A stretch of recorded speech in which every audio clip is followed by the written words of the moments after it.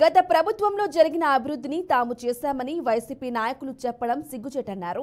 విజయవాడ తూర్పు నియోజకవర్గం ఉమ్మడి అభ్యర్థి గద్దె రామ్మోహన్ ఈ ప్రాంతంలోని కార్పొరేటర్ కూరగాయలు అమ్ముకునే వారిని ఖాళీ చేయించారని, ఆ స్థానంలో షాపులు నిర్మించి వాటిని అద్దెకు ఇచ్చారని ఆయన ఆరోపించారు. టీడీపీ హయాంలోనే ఈ ప్రాంతంలో సిమెంట్ రోడ్లు వేయబడ్డాయన్నారు. ఈ ప్రాంత వాసుల చిరకాల స్వప్నం రిటైనింగ్ వాల్ పూర్తి చేసిన ఘనత తెలుగుదేశం పార్టీదే అని కొనియాడారు.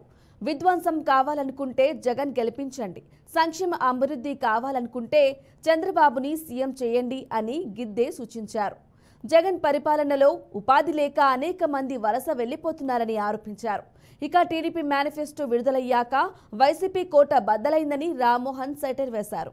డివిజను అనేకమైన సమస్యలతో 2014లో ఉన్న డివిజన్ని స్వయంగా డివిజన్ అభివృద్ధి కోసం దత్తత తీసుకుని కొన్ని కోట్ల రూపాయలు వెచ్చించి సిమెంట్ రోడ్లు వేయడం జరిగింది. అంతేకాదు 35 సంవత్సరాల నుంచి ప్రజలు ఎదురు చూస్తున్న రక్షణ గోడ, కృష్ణానది రక్షణ గోడ నిర్మాణాన్ని పూర్తి చేయడం జరిగింది నారా చంద్రబాబు నాయుడు గారి నాయకత్వం.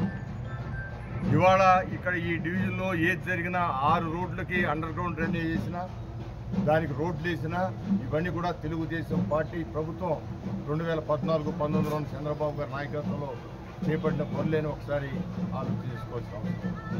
అంతేకాదు ఇక్కడ పేదవాళ్ళు కూరగాయలు అమ్ముకుంటున్న ప్రాంతాన్ని వాళ్ళని తోలేసి, పోలీసుల మద్దతుతో ట్రాఫిక్ అడ్డం వస్తుందని తోలేసి ఇక్కడున్న కార్పొరేటర్ గారు తన సొంత షెడ్డు నిర్మించుకోవడం జరిగింది.